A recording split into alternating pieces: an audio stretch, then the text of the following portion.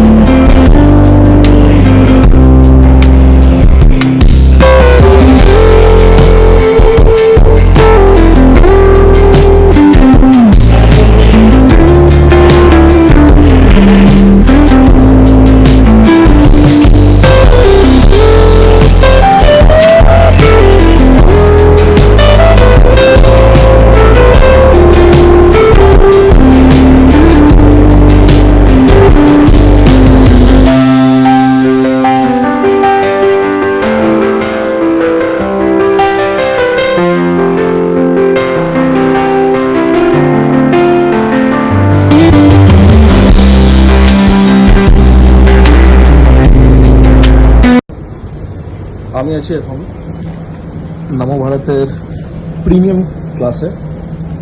দেখতে পারেন এই যে প্রিমিয়াম ক্লাসের সিটসগুলো, এগুলো আপনার পুশব্যাক সিটস হচ্ছে। এইভাবে এখানে সুইচেস আছে, এটাকে প্রেস করে আপনি জাস্ট এটাকে পুশ করে দিলেই এটা পিছন দিকে চলে যাবে। আর এখানে আপনার ভেন্ডিং মেশিন আছে।